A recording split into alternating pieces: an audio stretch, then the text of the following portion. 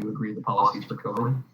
And that's the best way that I can think of to do it. A few people sent me emails with their specifically like signed documents. I appreciate that. Thank you guys for being proactive. It was supposed to handle it all through Canvas, but since it's not, I think I will probably just like change the 1 point for watching the video to 0. Does that sound fair to you guys? So, hold on. Is the video and quiz still available? Because I completely forgot about that. Oh, let me look. I think the video and quiz probably disappeared, but I have no problem making that available to you again through Friday. I think it's more important that the university's documentation that we're all on the same page. All right. So let me make a note of that. I will extend the 10 points on the, the quiz, if that's even a fair way to call it. So to be clear, you would like us to sign the actual document and then send it to you, correct? No, please do not send me emails. I will lose them. I will not be able to prove that you did the thing that you did. I can definitely document that you took the quiz and that we're all on the same page. So let's just stick with that for now. I think that is consistent with what I am supposed to do. Phenomenal. Okay. You guys have anything else that you want to raise with me? Any old business, something not working in Canvas, the professor can't make up his mind about what method he wants to use to communicate? Anything else that you want to convey to me before we dive in? I'm not sure if anyone else has tried to order their textbook from Amazon, but I know that mine is now delayed for 2 weeks. So. Okay. I just got mine yesterday, so I must have gone and have that. Yeah, mine was delayed 2 weeks through Amazon as well. Okay, so maybe let me just like poll the class informally real fast. Can everybody like click yes or no in the the chat box or whatever if you have the textbook already?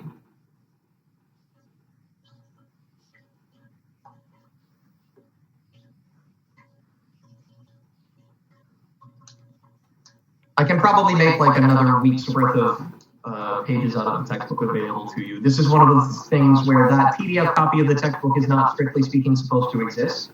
So I don't want to go around violating copyright law left and right. I can give you a little, jump start to get your textbook here, but I'd like to not stick my head out too far since I just got this very nice job. Okay, I didn't see a lot of response. I saw like 1 yes and no no's. Maybe we're actually. It's actually being typed into the chat. Oh, in the chat. I'm sorry. I was not clear at all what I asked you to do there. So the chat is... Do you want everybody to go through participants or chat? Either way is fine, as long as I can view the chat. What can I do here? There's the chat. Okay. Thank you. Okay, so it looks like most people have not gotten the textbook in yet. There's a few yeses. I assume these are mostly people for whom Amazon was more convenient and got it to you faster, or maybe the textbook had one for you. Okay, I will plan on probably giving you 1 more week's worth of reading material myself then to give you a little bit more time to deal with the textbook, and we can reassess in another week if that's enough. If you order your textbook online, you should have access to a preview of the textbook, so there should be about a chapter's worth of it.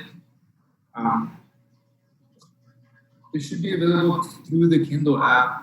So just in case you're one of those that hasn't received their textbook yet, you should have access to at least some sample, I think, about a chapter's worth or so. Is that like the first full chapter of Shankar that will get you the first several weeks with us? I think so. Okay, cool. That might work for people then.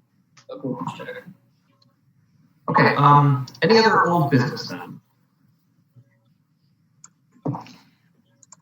Will you be providing like chapters to read for each week or lecture, or is it one of those guess the class? I would like to not make you guess the class. I am, like I said, catching up and trying to make sure that I'm ahead of where you guys are. So my plan is to give you recommended reading from the textbook associated with each week. I don't know for sure whether what I think of as one lecture can actually take 1 day. That's part of the big question mark in my head that will determine how fast we actually go. So I think what I can reasonably do is say, this week I expect to cover these sections of Shankar. I don't know whether that's going to be Tuesday or Thursday or what, but I think I can give you guidelines for the reading material. So the section 1.1 through 1.6 of Shankar, I think we're going to get through most of that today. We'll see how much time it takes. And then we'll finish that up on Thursday with whatever sections come after that. It just depends on how much time it's going to take to make it through one class. Does that answer your question, Axel? Yes. Okay, any other old business? Okay, if not, then let's go ahead and dive on in. Okay, I can go forward, I can go backward, and I can go on the screen. Okay, great. All right, so last time we talked a little bit about abstract algebra, a very quick crash course in the notion of what an algebra is and the hierarchies of different kinds of algebras. We spent a lot of time talking about groups. Groups are the simplest algebra that you can build that is self-contained and that reasonably allows you to manipulate both sides of an equation and solve for things. So importantly, we define the elements of a group, the components that make something a group. It requires a closed set of elements and a binary operation, which we usually call multiplication, but it doesn't have to be actual multiplication. And that binary operation combines two elements of the set, and it must yield another element of the set in order for the operation to be closed. If the operation is closed, then you have a well-defined mapping of the set onto itself. And then the algebraic properties that you need to go from there are associativity, the presence of an identity element, and the existence of inverses for every element in the group. And then we walk through two specific examples of this that turned out to actually be isomorphic to one another. There was the group U1 of complex phases, e to the I theta for any real angle theta. And then there was the rotation group into dimensions SO2, which looks like these 2x2 matrices of the following form. And even though this object looks totally different from that object, we showed that actually the group arithmetic is the same, that z of theta 1 times z of theta 2 equals z of theta 1 plus theta 2, as one would expect for combining rotations. And the same is also true of R. By the way, I've been dropping this term isomorphic without thinking too much about it. I don't think you need to know a technical definition. It just means that the algebras are identical, that there's a one-to-one mapping that shows that, whatever z of theta I have here, I can uniquely associate a corresponding r of theta here. And it's all one-to-one, so the algebras are actually identical even though they look. Okay, so the groups were the most elementary building block. Now we want to add another layer on top of that and spend most of the time today talking about vector spaces, which are the most powerful algebraic framework that we're going to need for quantum mechanics. So, like we said, so the group properties allow it to be built out of one binary operation, which is usually called multiplication. We needed closure, we needed identity, we needed inverses. To go beyond that, we need to introduce a second binary operation. So now we will distinguish between what we're calling multiplication, quote unquote, and what we're calling addition, quote unquote. So a group is the algebra of one binary operation. A field is the algebra of two binary operations. Field is a word that gets thrown around a lot, but it usually is used correctly and contains all of these connotations. So if you are talking about a field, you need to specify what the elements are of your field. You'll have a well-defined method of multiplication that must be closed, and you'll have a well-defined method of addition that must also be closed. But the new ingredient, since now you have two operations, is you have to specify how the two operations relate to one another. And that requires information essentially about the distributive property. You need to assign some form of the distributive law. So you need to know, can I distribute to the right? Can I distribute to the left? Because groups don't have to be abelian. They don't have to commute with one another. So it's not automatically true that multiplying from the right is the same as multiplying from the left. So this is the quantity that we want to construct the field. More specifically, a field consists of the set of elements and then the two binary operations that we call addition and multiplication. And building on the language that we used previously for groups, the field must be an abelian group under addition. Can someone remind me what abelian means? They commute? They commute. Abelian is a synonym for commutative.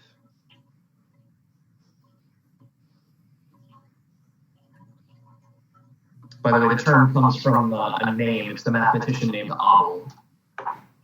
So, okay, so you need to have group properties under addition. That includes all four: closure, associativity, identity, and inverses. Additive inverses now, and additive identity. Separately, you need all of the group properties to be satisfied for multiplication. And then you need one piece of information that links them. And that's a distributive law, a form of the distributive property.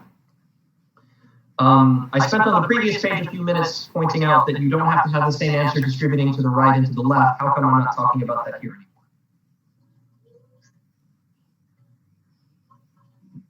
Did I just forget from what I wrote down here that there can be a difference between F1 times F2 plus F3 and something similar distributing to the left? Why am I only writing one? Because that's a dot product, but not a, I don't know how to describe it, rather than, you're using vector dot products rather than vector space element multiplication. So you don't need the complex conjugate just yet. Okay, so the complex conjugate is definitely going to come later when we talk about the antilinearity when defining inner product. So thank you for saying that. I want to be really clear about the notation. So this is on me.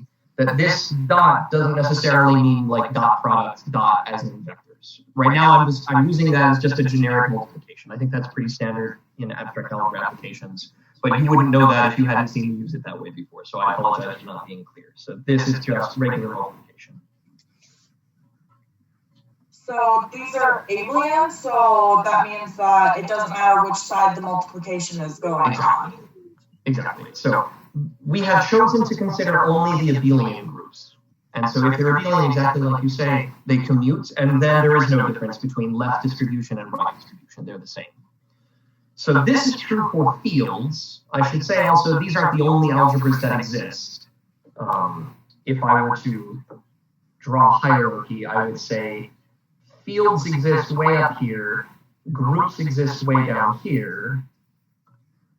There are other steps of algebras in between. It's not like groups and then the very next thing is fields. Fields are a pretty sophisticated algebra that has all of these properties that specifically include assumptions of commutativity. There are other things that are specific to an abstract algebra textbook called rings and integral domains and all of that other stuff, which you can read all about in the associated abstract algebra book, but are not super necessary for us in quantum. So we will skip directly from groups to fields, but that's where you have examples of things that are not commutative. So in rings, matrix multiplication, for instance, is in general a ring. That's an example of something almost the same as a field. It doesn't have all of these properties, and in particular, it is not commutative. But for us, most of what we're going to need are fields, and we will use the fields to construct vector spaces. Okay, so is it clear what a field is? It is two layers of groups in multiplication and in addition connected by a distributive property. Okay, so just to get the juices flowing, we'll work through and discuss together a few standard examples, the usual mathematical sets of numbers. So we'll talk about the integers, the real numbers, the complex numbers, and the rational numbers. I created a poll, so I would like you guys to vote in 1 second and tell me which of these is a group or not. Sorry, which of these is a field or not. So let me activate the poll, and we can discuss this all together. Okay, so I think as I recall, you guys don't see the votes as they're coming in, but I can show you the answers once they're done. Okay, so to summarize for you guys, so we said the field must be an abelian group under addition, an abelian group under multiplication, and it must possess distributivity. And then the properties of groups, which must be doubly satisfied, were closure, associativity, identity, and inverses. So are you guys seeing the poll? Are you able to vote? Yep. Yeah. Cool. So take as much time as you need, and we can discuss this together.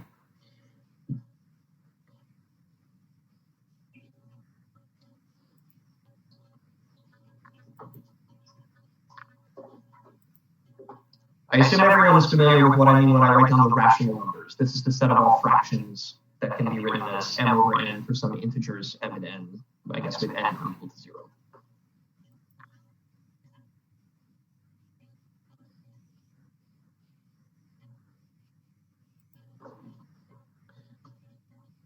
So, comments that I would make to help guide the discussion is keep in mind that now when we're talking specifically about identity and inverses, there are two different kinds. That we now have additive identity,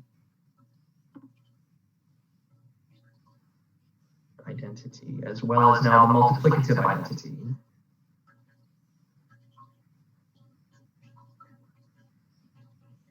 And then the same thing for inverses.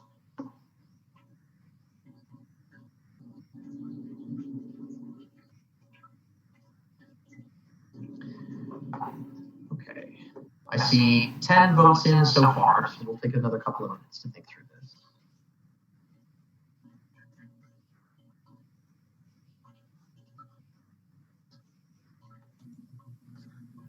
Just a quick comment. I don't think the Zoom is being recorded.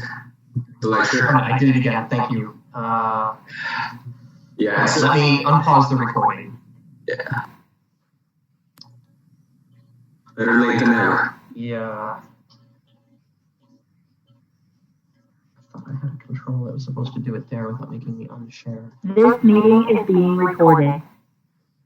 Okay, sorry about that. I started class once again without unpausing the recording. This time I was reminded faster than I remembered myself.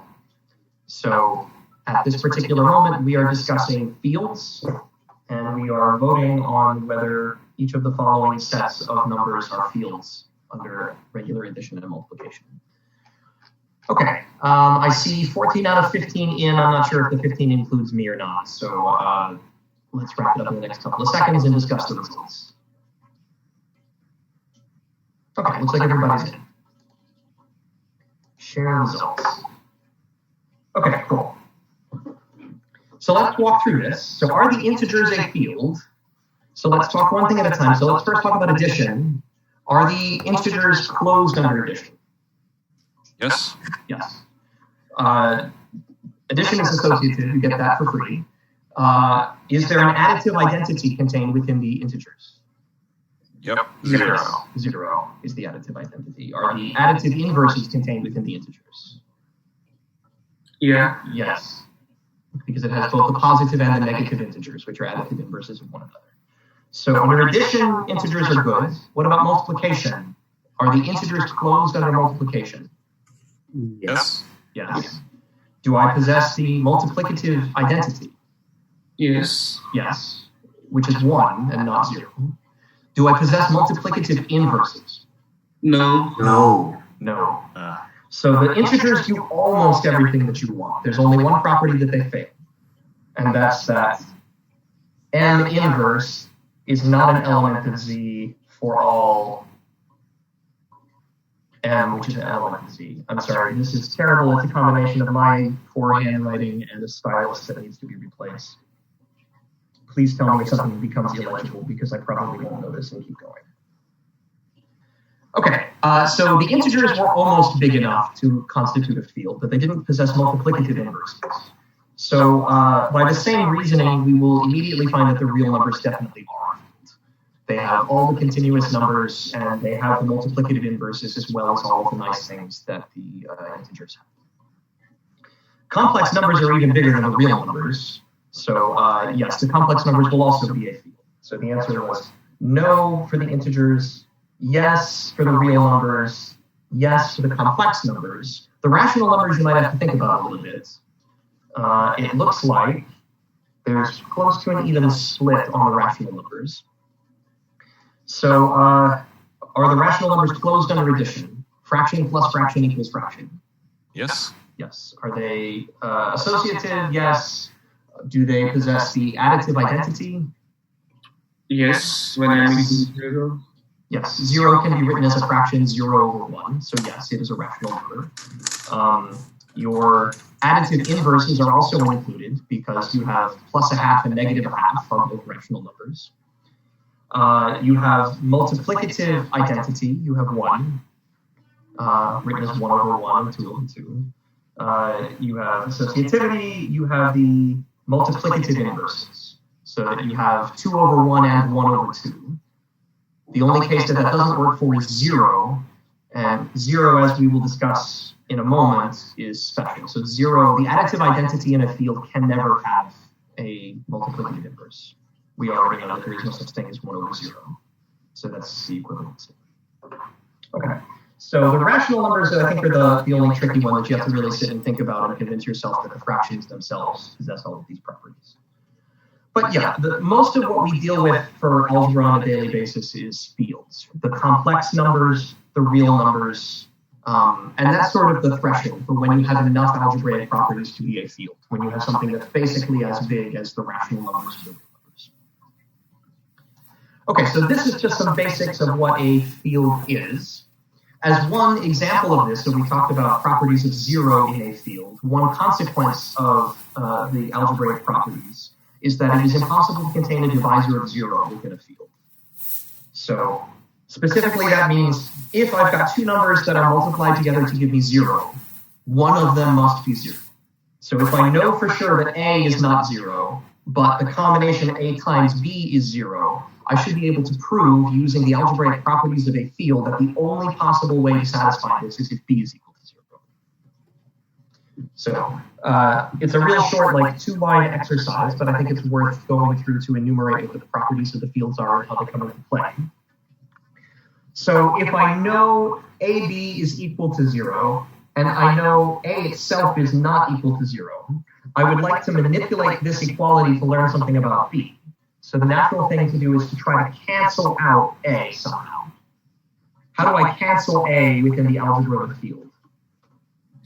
You divide the whole equation by A.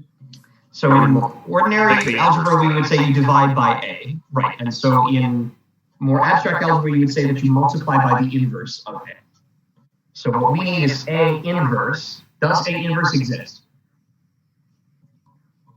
If it's a field, then yes. A inverse exists for every element in a field except for 0. So since by assumption A is not 0, we know for a fact that A inverse exists. And so it's a perfectly well-defined and legal thing to take this equation and multiply on the left and right side by A inverse. So let me write it this way. A inverse times AB equals A inverse times 0. So what do I know about either the left or the right side of this equation?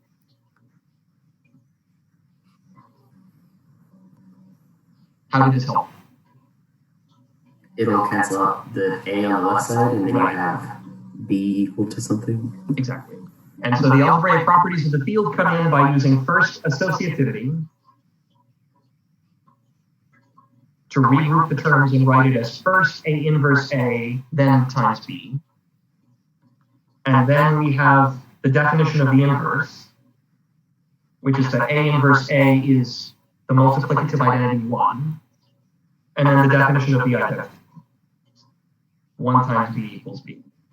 All things that you do in 0.5 seconds in your head and stare at me like, why are you asking me to do such an obvious thing? But I wanted to point out where the properties come from and that you need all of these pieces from a field algebra to be able to obtain these common results. So the left-hand side reduces down to B, the right-hand side is what? 0? 0. Yeah, because 0 times anything is 0. The standard property that you're used to for real numbers, we can show again by these same properties holds true for any field. So A inverse times 0 is 0. And so therefore we show that B is equal to 0. So this statement about no divisors of 0 is critically related to the fact that in a field, if A is non-zero, then A inverse exists. So I think this is probably the most important statement in this proof. And we can come back to this and we can view it a couple of different ways, but so this ultimately comes from distributivity. So we'll come back to this in a minute. That property of distribution links the additive identity to the distributed properties of the additive identity, right? So the additive identity is special under addition, but how do you know what 0 does to multiplication? There's only one thing in the theory that connects addition and multiplication.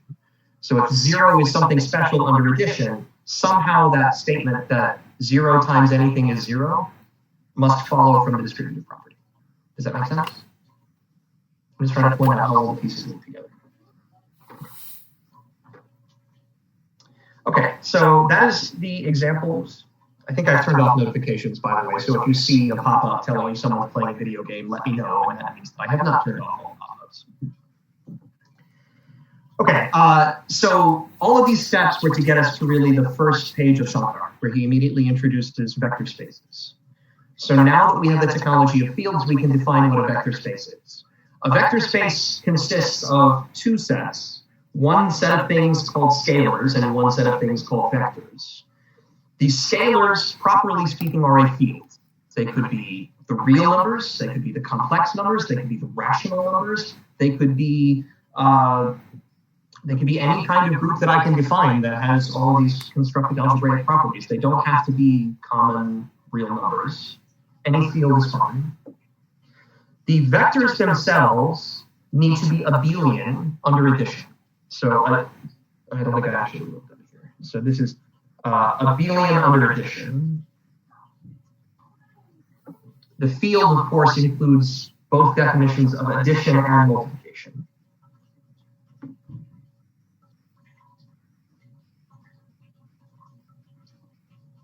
But keep in mind as well where these operations live, right? So the field operations on the scalars only know about the scalars. They don't tell you anything about how to multiply a scalar times a vector. So this is scalars times scalars. The addition law for the vectors, again, only describes the vectors. It doesn't tell you anything about how to connect these two objects to each other. The link between the scalars and the vectors that makes the whole vector space work is, it's not properly a binary operation, but it's a mapping that effectively defines what you mean when you say you multiply a vector times a scalar.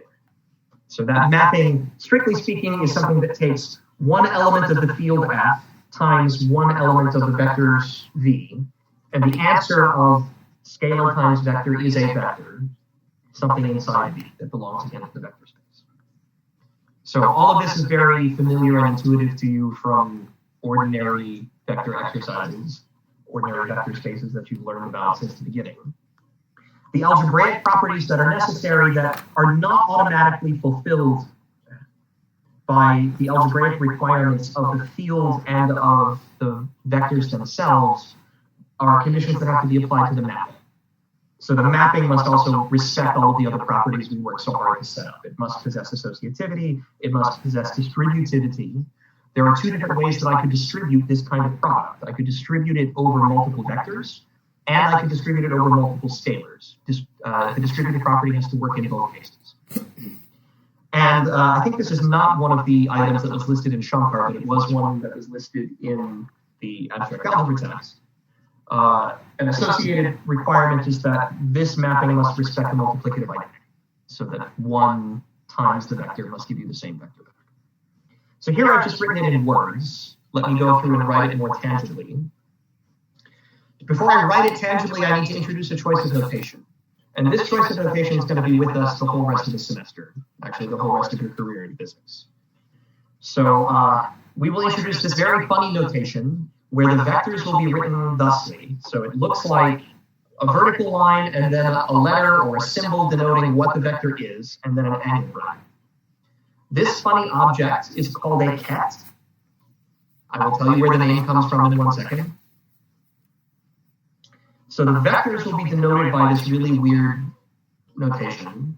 And part of the purpose of this, which Shankar emphasizes, is that we are trying to move as far away from vectors as arrows being added up on paper in elementary physics as possible. These in quantum mechanics are going to be absolutely abstract vectors that don't live in any regularly visualizable real space. These vectors will have, like the vector space will be infinite dimensional.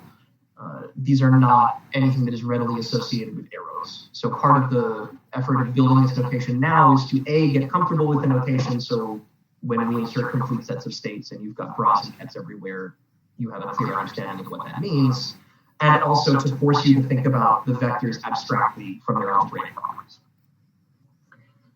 Okay, so for the purposes that we will need, the vectors will be expressed in this notation as kets. And the scalar field in quantum mechanics will in general be complex. Most of our intuition for how vectors work are built out of a vector field over the real numbers.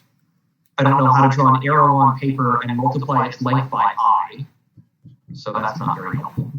But in quantum mechanics, we will do exactly that. We will have a vector, some quantum state represented by this cat, and it can acquire a phase, e to the I theta.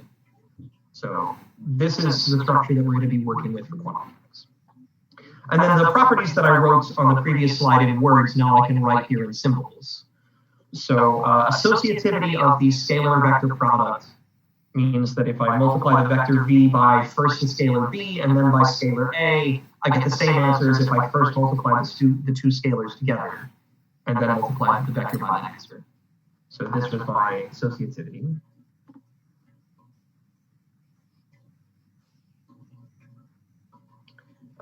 We have to respect the multiplicative identity.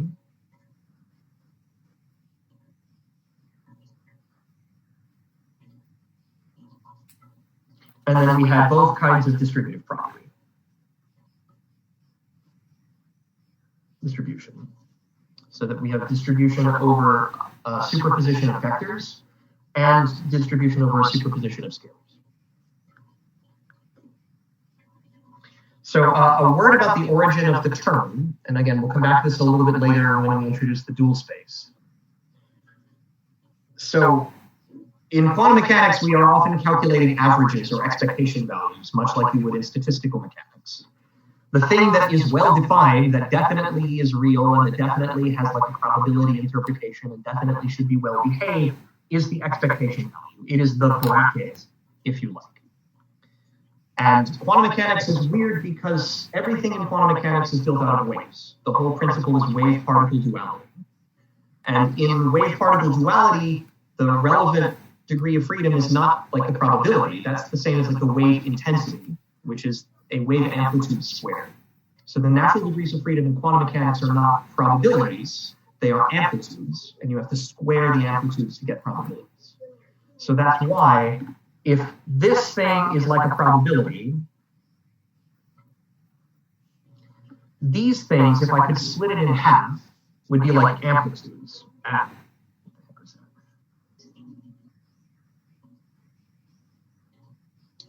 So we will have a need to take something which is well-defined and positive and real, like a probability density, a bracket, and break it in half, and think of it as the multiplication of 1/2 of the bracket, the bra, the first half of the bracket, and the second half of the bracket, which is the ket. So this is Dirac's dad joke, as I would call it, taking the bracket and drawing a line through the middle to make the bra and the ket. The vectors that we will be operating with first are the kets. And this is something that's really awkward about this notation in quantum mechanics. It's going to take some getting used to. Operators read right to left, not left to right. So if you know how to read in a language that goes right to left, maybe that's not so weird for you. But as a native English speaker, that's always weird for me. So the starting point or the input, I don't know if this is helpful terminology for you, but the incoming state is the ket. That's the normal vector. And the bra will be the output. And so this is associated with the complex conjugate or adjunct. And again, I'll come back to this several slides later when I can give you a more precise definition of what the heck I'm talking about with a bra is and how that bra is related to the ket. This is a whole separate vector space. So these guys live in their own vector space. That's the vector space V we're talking about now. These guys live in an independent but closely related vector space. So we will build that as properties. Okay, any questions about this weird notation? It's going to take some getting used to. Okay.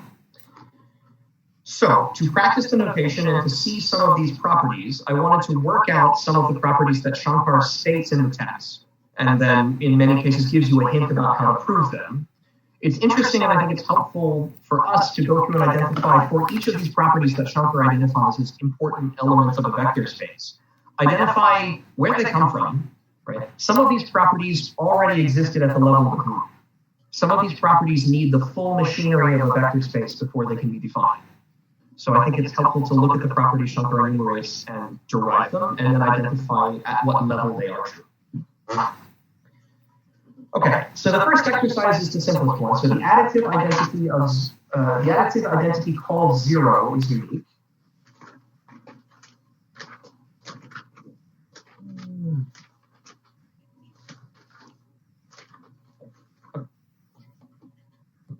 So how do I prove that the additive identity is unique? I suppose it's not, and I show it's impossible.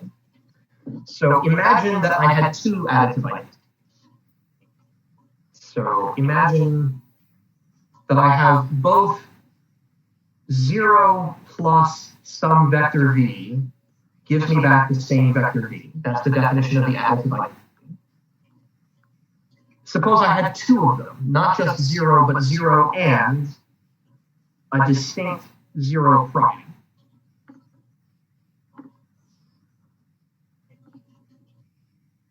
For any v.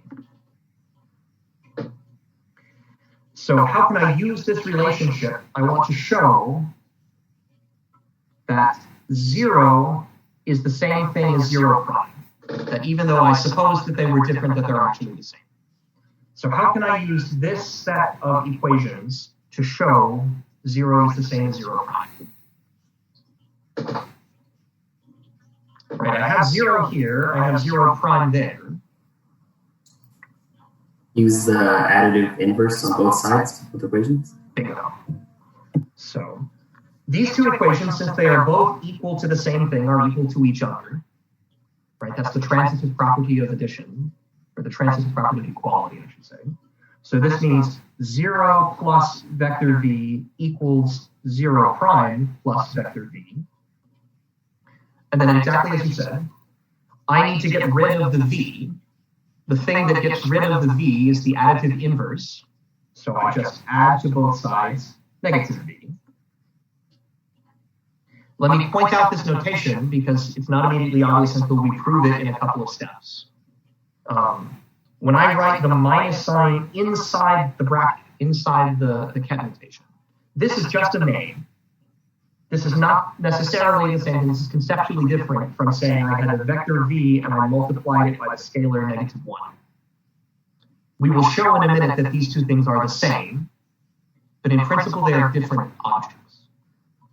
So when I write this, I'm not specifying what the additive inverse is, but I know it exists. It has to exist by the algebraic properties of the vector space, and I'm just using it. So because we have built these algebras, we have exactly the right properties that let us add to both sides, cancel it from both sides, and then obtain the desired result 0 equals 0 prime. So this tells us that the additive identity is unique. So my question for you is, how much power do I need to prove this? Does this hold at the level of a group, a field, or a vector space?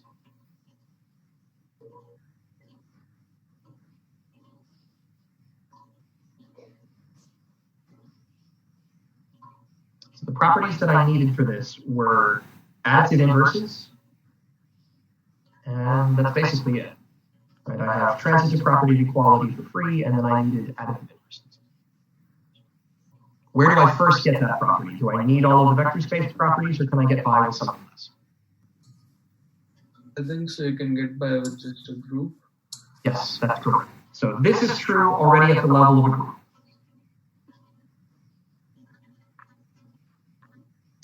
Okay, so now we want to relate the additive identity 0 of the scalars to the additive identity 0 vector of the vectors.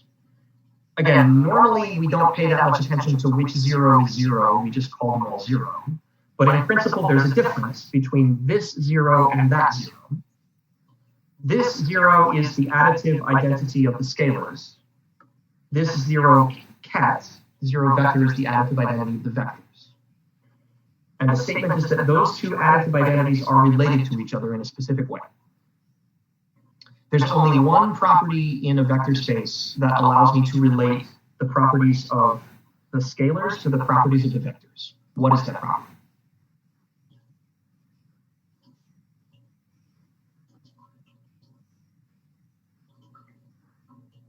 So to remind, a vector space is a field, a group, and a mapping. A field, a group, and a scalar multiplication. And the vector space is a field, a group, And the mapping, the field itself, as you recall, is abelian group under addition, abelian group under multiplication, and distributive property.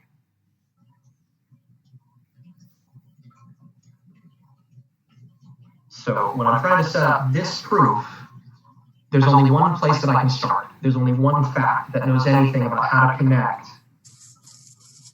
the additive identity, the addition properties of the scalars, and multiplication. The mapping. Specifically, it's the distributive property of that mapping. Right. So we said that we must have distributivity over the vectors and distributivity over the scalars. So that distributive property is the only thing that can link together 0, or the additive properties of A and B here, and the impact that has on multiplying by vector. So there's a few different ways to get at this. Shankar recommends starting with the following. So let me write the additive identity vector, 0 vector, equals the vector V plus its additive inverse, the vector minus V. And from the distributive property, right, from the multiplicative identity property, I know that 1 times V is V. So this is the scalar 1 times V plus negative V. How do I bring in 0? I can bring in 0 by using it as the additive identity here. There. So now I'm going to write this as 0 ket equals 0 plus 1 V plus the additive inverse negative V. So I've brought in 0 here by using its definition as the additive identity among scalars. Now I need to distribute it back out. So this is equal to 0 times vector V plus 1 times vector V plus the vector negative V. And now the proof is basically done, because we already know that 1 times V is V, and this is V plus negative V. V plus negative V is 0.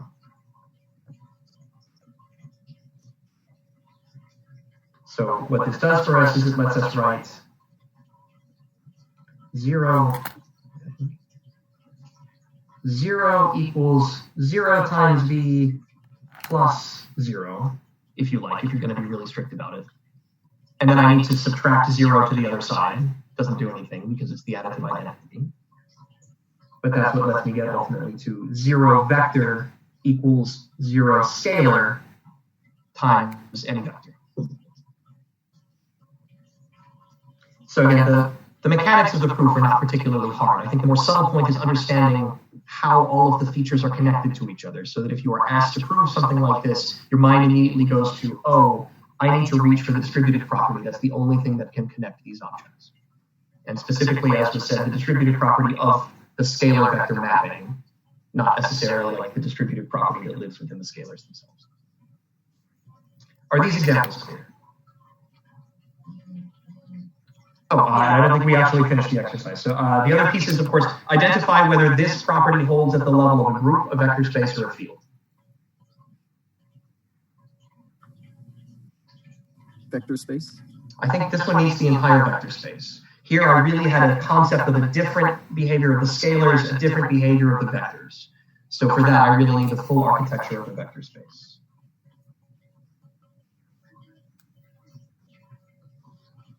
Okay. So the next two properties, which Shankar derives or sketches the derivation of, are this relationship between the additive inverses, just like we had for 0. Now we have a similar relationship between -1, which generates the multiplicative identity, generates the additive identity for the scalars, and the additive identity of the vectors. So now, to answer this, we can build upon the properties that we already showed. So if we know that 0 times any vector is equal to 0 vector, I can relate 1 and -1 and 0. And so that's where I'm going to get -1 as a specific factor that comes in and lets me use my knowledge of how 0 relates. So this is what we like to show. If I know that 0 vector is what I get when I have 0 acting on any state or any vector v, I know I can get that 0 by using 1 and -1. And now I can distribute the 2. So I get 0 equals 1 times v plus -1 times v. Of course, 1 times v is just v. So I have 0 equals v minus v. Let me, instead of writing this minus, I think I'll keep it the way that I had it before, plus -1 times v. That spells it out a little more clearly. I'd like to solve this expression to know what -1 times v is doing. So I want to isolate that term on the right-hand side. And so to isolate that term, I will subtract, or I will use the additive inverse, plus -v.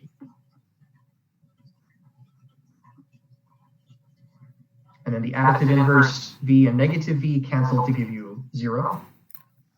And on the left-hand side, I just get -v. So I'll write it down below and erase it in a second. So if I continue this on down, I get, if you like, 0 plus -v equals 0 plus -1 times v. And then for the properties of the additive identity, this shows you that the additive inverse -v is in fact what you get by multiplying the ket v times -1. So far, so good? Does this property work at the level of a group, a field, or a vector space? Vector space. It's definitely true at the level of the vector space. I think you could make a case either way for a field. Strictly speaking, they're talking here about a scalar and a vector. So strictly speaking, this would really only work for the vector field. But sorry, go ahead. I think I'm missing, I don't know, I guess the subtle points between stating whether they hold at a group field or vector space. So you're saying this holds at a vector space, does that mean that it doesn't hold at a group or a field, or it does hold at a group field and vector space? Okay, so good question. So let me emphasize this way. So a group G is a smaller algebra that is contained in, let me write it this way, a field F, and the field F is contained within a vector space V. So if something holds at the level of a group, it automatically holds for all of the higher structures. If something holds at the level of the vector space, it doesn't necessarily hold at the lower ones. So what I want to identify and why I think this is important is because when Shankar introduces all the algebraic properties of the vector space, he makes no distinction about where they come from or how many properties are necessary for each thing. And since we started a little bit earlier with the group theory, we can understand that some of these properties are already possessed at a very fundamental level by the group. So that then next semester, or at the end of this semester, when we're talking about the rotation algebra in 3 dimensions, we can write down the group algebra here of just those transformations, and we can use all of these properties that hold at the level of the group. So we will have need to use just the groups as well as the need to use the full power of the vector space. And I want to be clear about which properties are broken, here and only become true when we get there. Something like that. So for this particular one that I'm pointing at right now, this is almost a semantics question. So it can't be true of a group. It can't be true of a group because here we have both addition and multiplication which are being used. This is telling you about the multiplication of -1 and the additive inverse. So you have to have at least 2 operations. It can't be a group. This specific question is one that only really makes sense for a vector field or a vector space. That's definitely true. But almost exactly the same thing also holds true for a field.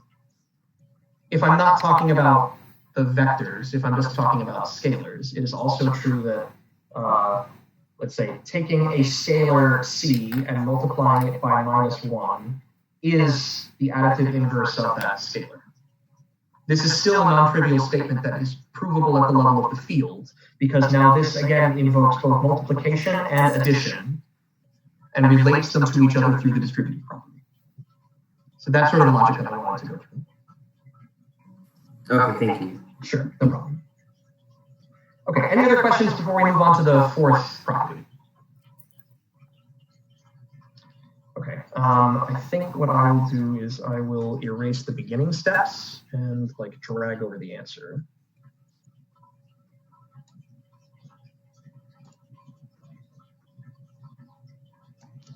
Let's do something like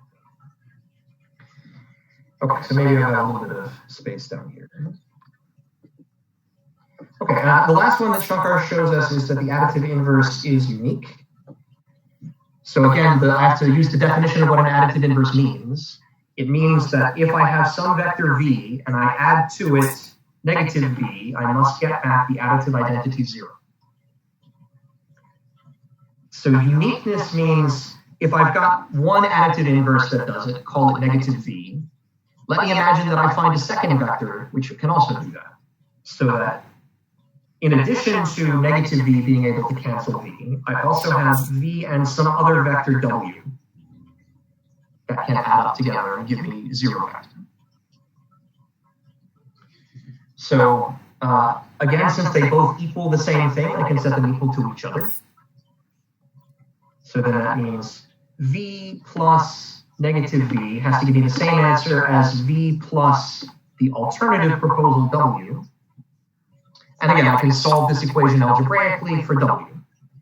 You've seen a couple examples now, so it's clear that what I should do is I should add to both sides either of the proper additive inverses. Either one will work.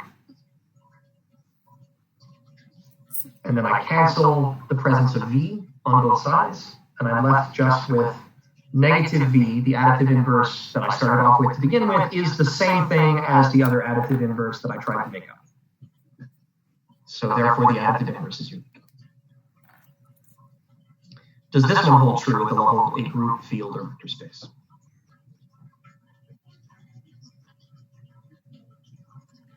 Should hold for group. It's just a group, exactly. Very good. Okay, if it's clear how all of these pieces are talking to each other, how all the gears are turning to lead to these answers, then I think you have a decent understanding of how the algebraic properties in these abstract algebra systems are working. Any questions so far?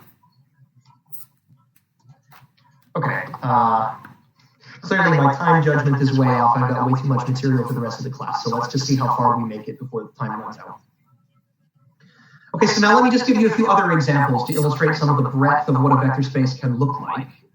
Probably the simplest vector spaces that you're familiar with are, say, the ordered n tuples. So I could have ordered pairs or ordered triplets or ordered however many coordinates you want, x1, x2, up to xn of them. If I define addition of these vectors component-wise, like you always do, where I add up x1 and y1 in the first slot, x2 and y2 in the second slot, then that satisfies all the nice field properties, the abelian group properties of the vectors under addition. And if I define component multiplication in the way we usually do, take this and multiply it by some constant c, that ends up multiplying all of the components by the same constant c. That again satisfies all of the nice properties. Right? So your constant is a field, could be real, could be complex, and that assumption obeys the distributive property.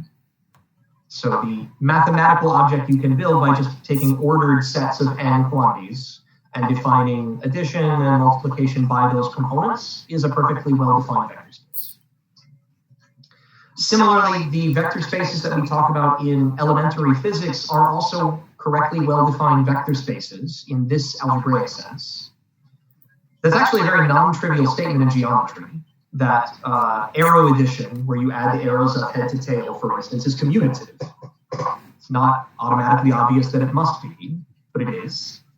And so you can quickly show that the properties of adding vectors head to tail, like you normally do, is an abelian group. These vectors are defined only over real scalars, not complex ones. I don't know how to take a vector that's 2 inches long and multiply it by the complex number I. But I do know how to multiply it by -1, and I flip the vector around. Again, under all of those standard operations that you're familiar with, this does constitute a well-defined vector space. So some of the more interesting ones that will be helpful for us later on are functions or function spaces. It's a small jump to go from the vector made up of a set of n numbers to the polynomial made up of n different powers of x, and then I've got n coefficients. So the n coefficients, a0 through an, as written here, are the vector. They are essentially isomorphic to the ordered n tuples written this way. And so the x can be a variable. It can be a variable in any field. It could be rational numbers. That'd be a really weird thing, but it would be perfectly well defined. So I have a polynomial where those things must be fractions. And as long as x is a variable belonging to any field, then polynomials built out of x are their own well-defined vector space. I can add polynomials to each other. I can multiply polynomials by a scalar. All of those operations are well-defined and have the usual algebraic properties. And then this is much closer to what we're going to need in quantum mechanics, where we say the set of all functions in one dimension. You could specify it over some domain. So you could consider the set of all real functions or the set of all complex functions, say, defined over the whole real line, or defined over some finite window x going from 0 to L. So there's one important difference between these vector spaces and this one. So all of these vector spaces are finite dimensional. Here I have n components. Here I have n coefficients. We will define in a moment what exactly we mean by the dimension of a vector space. But all of these guys have a finite number of independent directions. I hat, j hat, k hat, x1 through x10.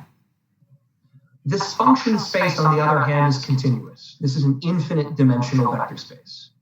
And that's part of the headache, because we need to understand very clearly the algebra of finite vector spaces and then translate that over to the corresponding algebra of infinite dimensional vector spaces. Because I can write a continuous function as a superposition of any infinite number of other functions. Right? I could do a Fourier series of this and write it in terms of sines and cosines. And there's an infinite number of sines and cosines it would take to build up this answer. So this is very closely related to what we will need in quantum mechanics, where we will think of these as wave functions that live in some abstract infinite dimensional space. Okay. All right, so to build towards the notion of the dimension of a vector space, first we have to talk about linear dependence and linear independence. I mentioned this a little bit last Thursday. So linear independence is really a statement about cancellations. It says, if I've got a bunch of vectors and I add them all up in any possible way, can they ever cancel or not? So if I've got, let's say, I hat, j hat, and k hat, your three basis vectors in three-dimensional space, it is impossible to add together something along the x-axis, something along the y-axis, and something along the z-axis and get 0. Because x and y and z are totally independent from each other. X can never cancel y, y can never cancel z. That's the same idea here, now extended to an abstract vector space.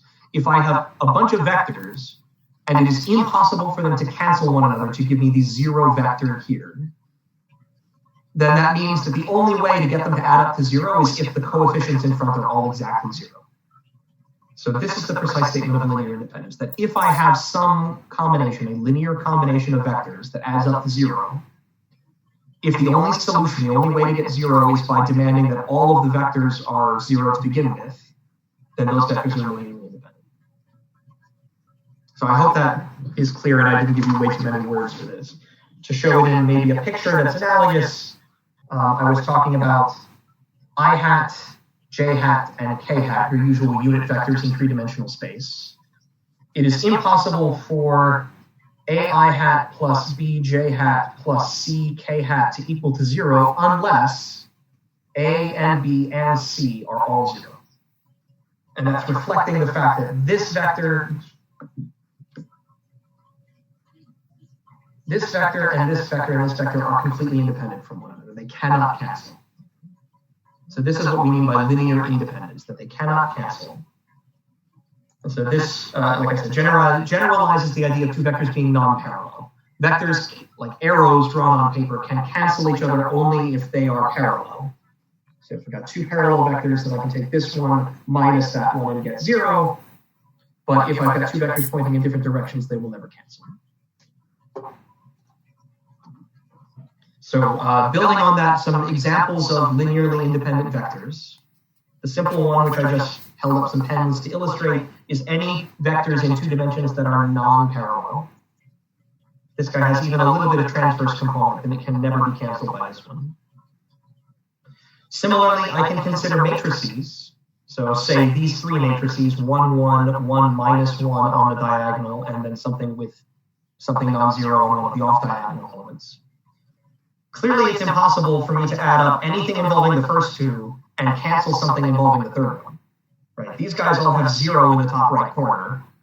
Doesn't matter what I do to them, if I've got pi in the corner here, that cannot ever be canceled by these guys.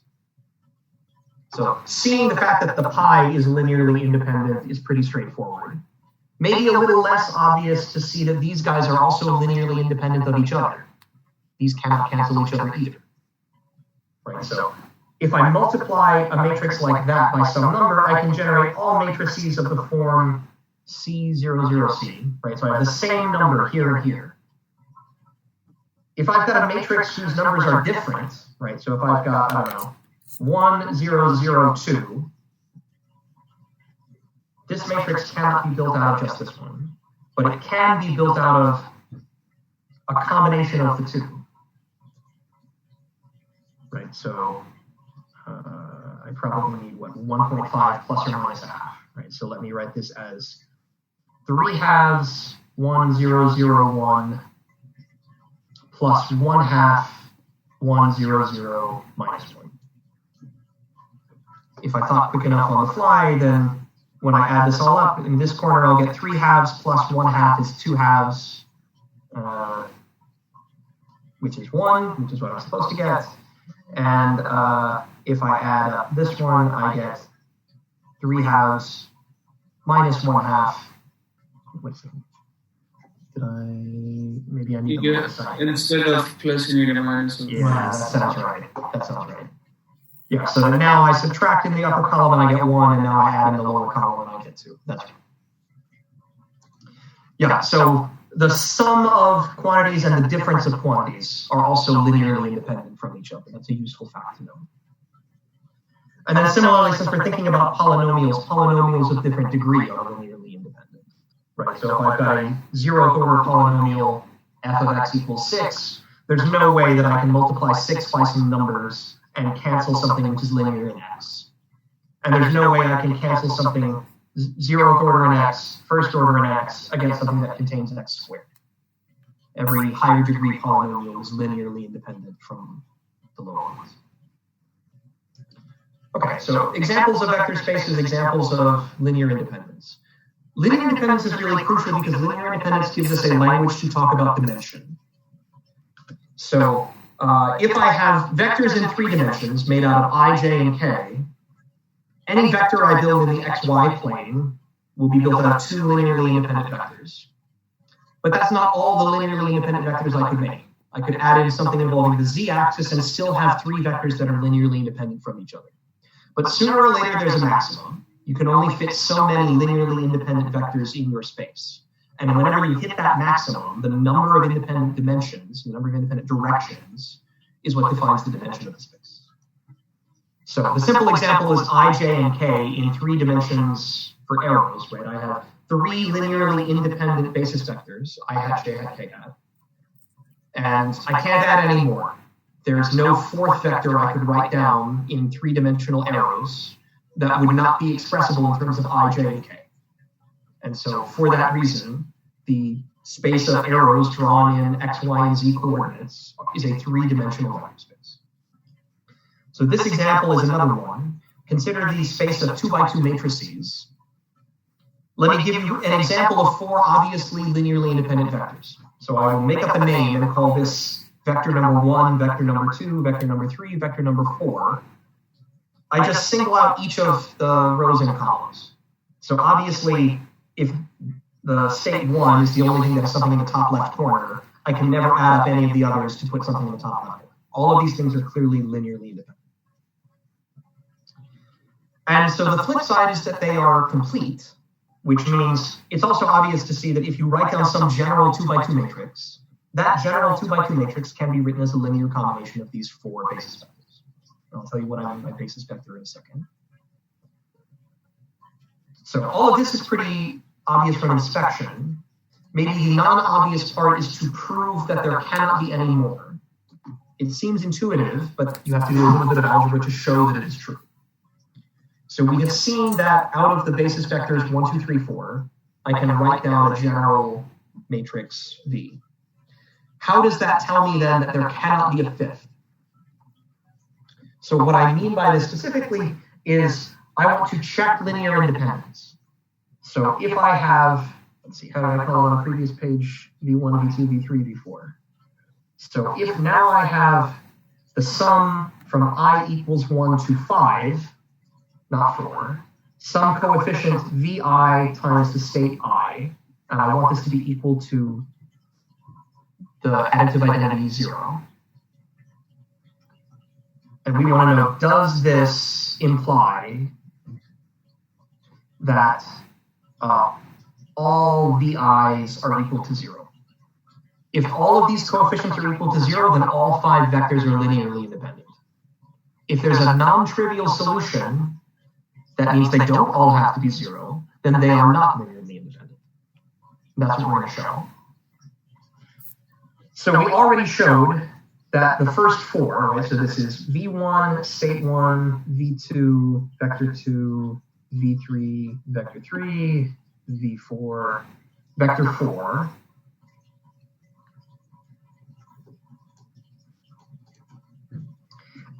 We already showed that these guys together all add up and give us a really simple matrix. V1, V2, V3, V4. And now we're going to add in another piece, some contribution from a hypothetical 5th independent vector. So now I'm going to add some V5 times the state 5 and say this is equal to 0. So plus V5, I didn't make any assumptions about what V5 could look like. It's just some numbers in all 4 slots of the matrix. So this is V5 times A, B, C, D equals, it's a little bit non-trivial to write down the right-hand side of this equation. Right? The right-hand side of this equation is the 0 vector. What is the 0 vector in this case? All elements are 0. I should not write this. All 4 of the elements in the matrix is 0. Exactly. So this is an element of the vector space. It is a 2x2 matrix whose elements are all 0. So again, to distinguish between the additive identity of the scalars and the additive identity in the vectors. So when I combine all this stuff together, I get V1 plus A V5, V3 plus, let's see, CV5, V2 plus B V5, and V4 plus D V5 equals 0, 0, 0, 0. And so the question is, does this equation have a non-trivial solution? Or is the only way to get it V1, V2, V3, V4, and V5 all equal to 0? Can they cancel each other?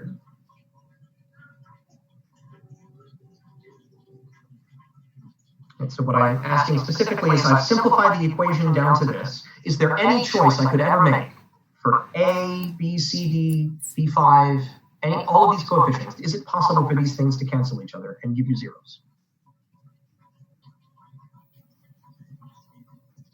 The answer is yes, because now I have a superposition of 2 terms, right? So if I have A V5 equals negative V1, then yeah, I can add this thing up and get 0. If I also have CV5 equals negative V3, then this guy can be 0 too. Do you see what I mean? Since there are now 2 terms being added here, this thing and this thing in all of the elements, this thing can be non-zero, this thing can also be non-zero, and I can conspire to make them cancel. because they can cancel each other, there is a non-trivial solution. And the fact that they can cancel, that means that this vector is not linearly independent.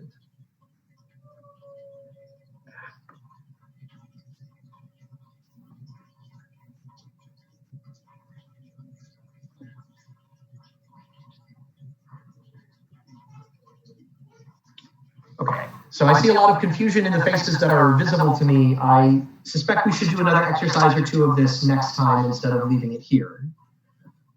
Is it clear what the idea is? Right. So I want to be real clear about the logic. That linear independence is a cancellation statement, and the test is if I've got 4 that are already linearly independent, how do I show that a 5th can never be linearly independent?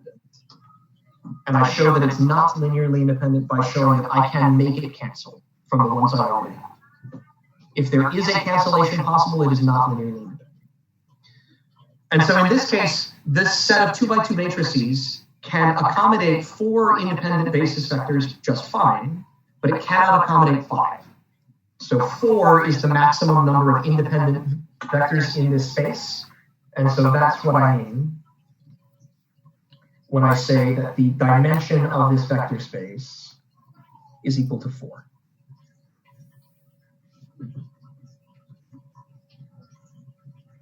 And those 2x2 matrices have a real obvious choice for how to see that there are 4. This choice where I pick 1, 0, 0, 1, or 1, 0, 0, 0, and all the other permutations of it is the easiest one, but any 4 will work. I can make up random numbers, and as long as I make sure that these things are linearly independent of one another, then I can decompose my vector, any 2x2 matrix, into any 4 of those independent vectors. So this is probably a good place to wrap up.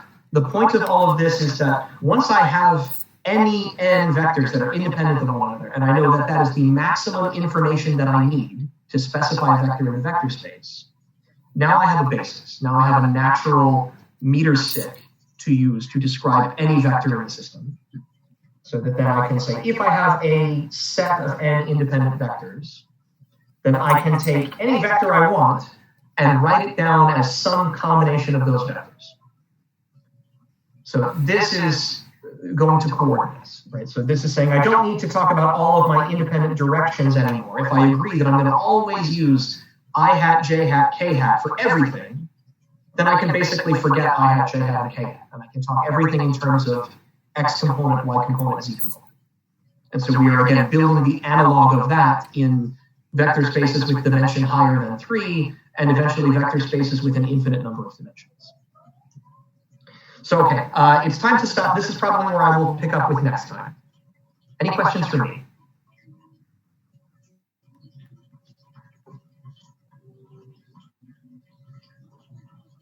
Okay, given how things have gone today, I'm happy, and it makes me feel like I didn't stay up all night writing these lecture notes for nothing. So that means that we will finish out the rest of these lecture notes on Thursday, and then I will give you some new reading material for next week. And as soon as I am able, I will send you a problem set so you can practice this stuff. Okay, I'm available by email, and my office hours are about to start. I don't have a Zoom link today for the office hours, but if you'd like to talk, send me an email and we can set up a time and I'll create a meeting room. Okay, thank you guys very much. I'll see you on Thursday. Thank you. Have a good day. Thank you. Thank you.